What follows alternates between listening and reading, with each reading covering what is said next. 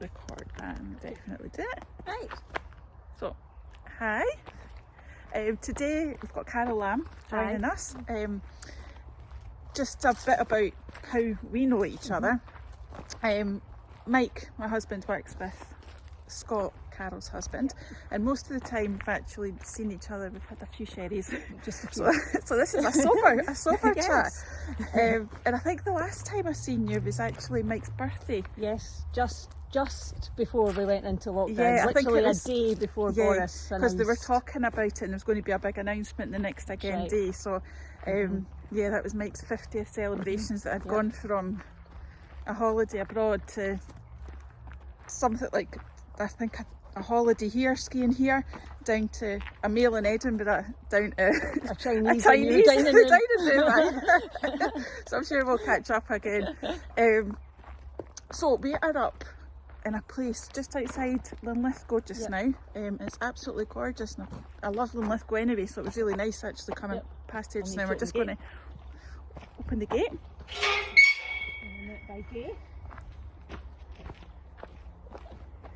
And we're actually up with horses today. So Carol's going to tell us a bit more about why she comes up here. But firstly, we spoke quickly about lockdown just now, and you were actually shielding as well, similar to me. How did you find that? I found it okay at first. The working from home thing was fine, it worked well. We've always had the opportunity at work to work from home, so we were set up for it anyway.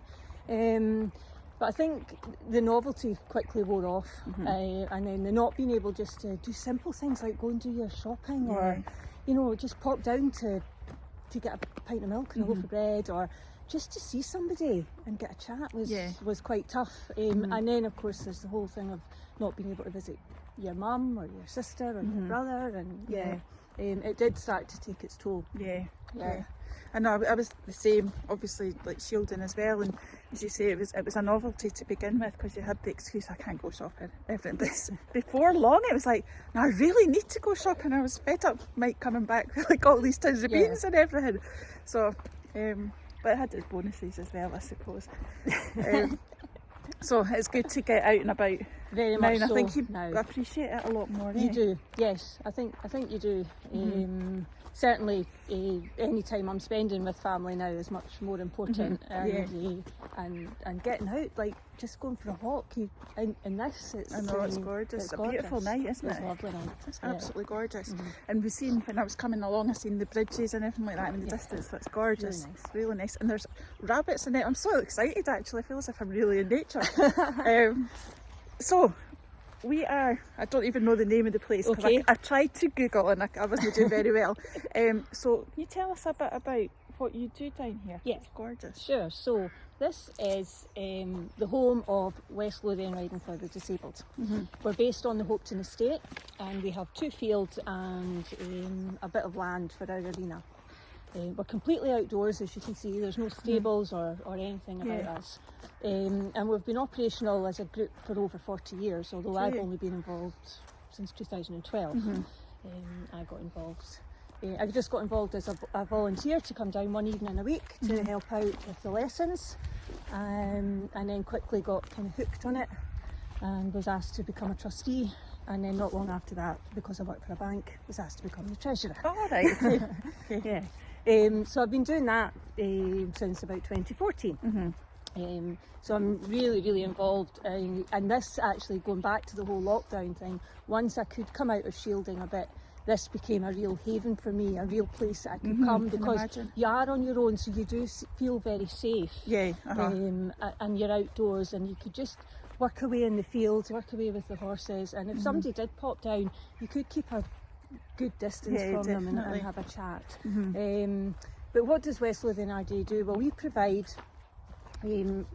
therapeutic riding lessons for adults and children of various ages, from 3 years old up to 60 years old, all with various disabilities, whether they be physical disabilities or learning disabilities. As you say, we're all outdoors, so we only ever run from April to October. We're closed for sessions during this winter, but obviously things still have to run here. We still have a team down here to look after our ponies.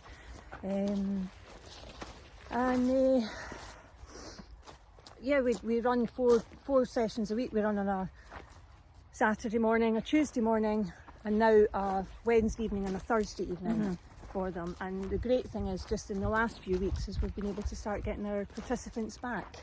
Good. And onto the backs of these horses I and must getting see their faces. Oh, they're just delighted. Yeah, just delighted, and it's so nice to welcome them back. We've had our volunteers coming back for a few weeks to get a bit of training for them and a bit of training for their horses. But the main focus for us is getting these kids and adults back and onto their horses. And is it, do they come sort of, is it the same people that are coming all the time, or is it different people? Or? Yes, we have a core of participants that come. A lot of Riding for Disabled groups mainly work with the schools, but we don't. We're quite different to that. We don't. People are referred to us maybe through their occupational therapist or physiotherapist or GP, and they get in touch with us, and if we've got a space we can allocate it to them. And once they're on our books, they're really on our books until either they decide they don't want to come anymore, or they've advanced so much they can then go on to mainstream riding schools. Good. Which has happened in the past. That's amazing. Yeah. Because I know that people that go riding, they find that it's really therapeutic anyway. Really good for their mental health and things like that. And if it's kids that are, or adults that are having difficulties anyway, it must be amazing. It is. It must be amazing for them. It is, and I think you see the physical benefits in some of the children who maybe don't have the core in their trunks, because they have to sit up, they have to sit tall, so it really strengthens their stomach muscles. And then you've got the other side where you've maybe got the autistic children or adults who are very scared of what's about to happen because it's something that's so new to them. But as soon as they sit on the pony, you actually see the whole relaxing happen. You really actually see them relax and think, oh, this is okay, That's good. And is it all run sort of voluntarily? We are all volunteers. Everybody who joins it. The committee is made up of 5 people. It's a very small committee. We could do with more, but we just can't quite get there yet. But we have about 60 volunteers on our books, and every single one of them is a volunteer. Nobody is paid, and a lot of them are actually under 18-year-olds, which is really good, because kids that age, they want to go out with their mates, but yet they turn up here on a Thursday night, on a Saturday morning, at 9 o'clock on a Saturday morning when they should have been out on the Friday night.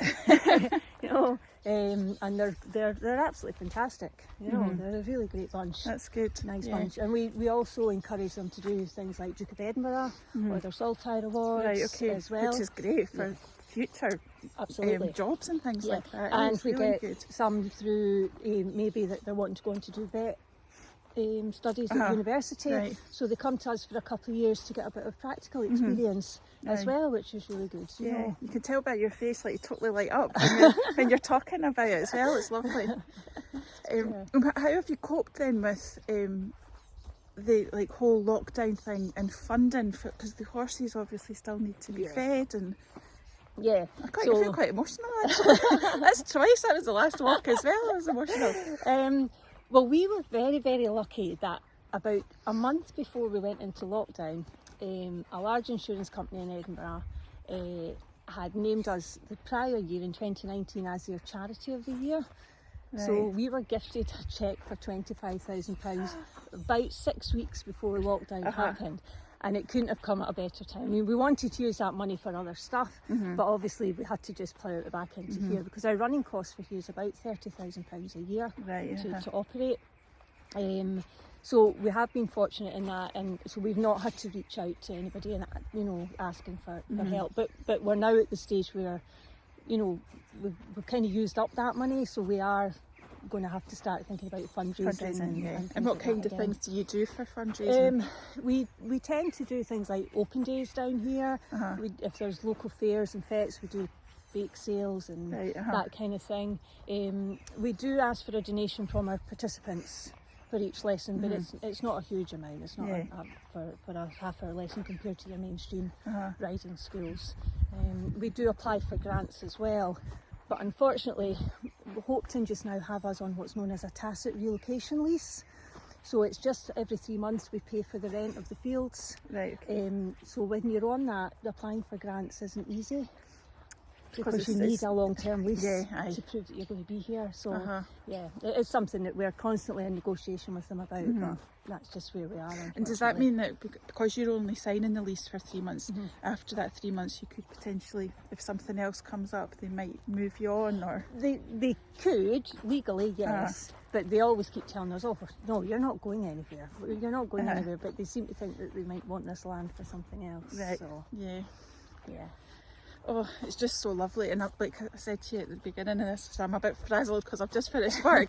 And I totally get what you mean. You just come down here and you just relax. It's lovely. One of our trustee members actually says he leaves his life out the gate when he drives through the main gate. He just leaves it behind as he comes up. It's weird because it's such a busy road at the top where I came in just now, and then you had said, come down a lane.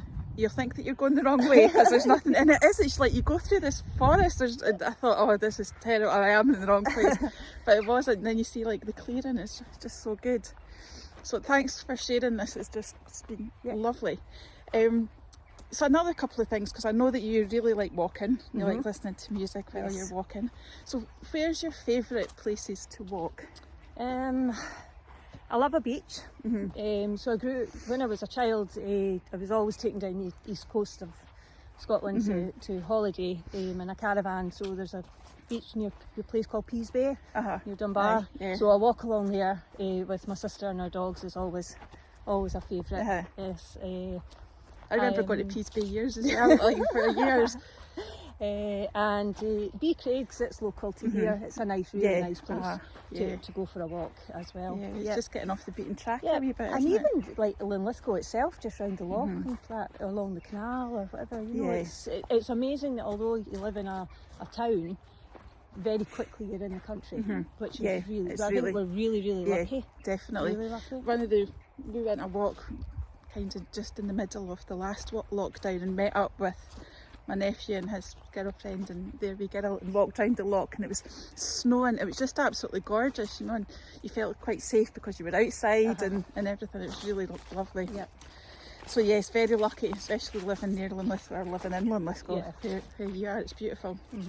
And what's the tunes? Because I know you had said to me Train, which I've downloaded a few, and I totally agree with you. It's great for walking. I think I'm a big 80s fan, so if I can find a playlist on Spotify that's 80s music, I'm listening to that. When I'm travelling with my husband anywhere and I put on one of my playlists, he's always just like, do we have to listen to this? Do we have to listen to this? And what does he listen to? Oh, Scott's got terrible taste. His one just now is a band called Beluga Lagoon. All right. So, yeah. We'll leave that then. Leave that. And you also went, we're coming up to holiday season, and you had went a barge holiday. Yes. Was it last year, the year before? So that was 2019, so that was my 50th celebration. Yes. We went down to Wales with my sister and her husband on a barge, and it was just great fun. It was something I had done with my parents as a teenager and really enjoyed it, and thought, you know what, I want to do that again as an adult. And we had an absolute ball. The weather was fantastic, which makes those kind of holidays. You know, but again, you're just yourselves. You're self-contained. You moor up. You find a wee local pub and you go in and you have a nice meal and a couple of ciders or a couple of glasses of wine. And then back to the boat, play a game of cards, and then that's it. Yeah, you know, nice. It's so nice. A simple life, but just, totally agree with you. So we're back at the horses. Can we have a wee? Of course you can. So this is Morris. Hello, Morris. This is Morris. He's our biggest pony or horse. It's about 15 hands. Gorgeous, He's a friendly guy. Yeah, they're all friendly. They're all nice. Yeah. We unfortunately lost one of our bigger girls. She was young in April to a condition that they suspect is something called equine grass sickness, and it's really quite a horrific thing for them because it attacks their nervous systems, so their stomachs shut down and they can't digest their food. And horses can't be sick, so they can't regurgitate anything. So it just I didn't even know they couldn't be sick. Just builds up as like an acid in their stomachs, and it really we had to unfortunately ask the vet to let her go. So Oh. we're looking to replace her just now, because obviously depending on the size and weight of the rider, you know, the height of the rider and the weight of the rider depends on who they can Right. who Okay. they can ride. Yeah. Yep. God, it's so tranquil. I could spend my whole night here, I think. It's gorgeous. Yeah. So thank you very much for showing us around here. Yeah. And I'll upload this on Tuesday. Good. Yeah. Tomorrow. Yeah. Oh wow. Yeah. Yeah. So thank you very much. You're welcome. And ask your friends to join. I will. Well, I did yesterday. I was down at my mother-in-law's and I sent her your link and my sister-in-law your link. So Yeah, that's I think, good. I think Okay. hopefully they'll have joined. Yes. Yeah. Okay. Yes. Well, thank you very much. Thank And you. speak to you later. Yes. Bye. Bye.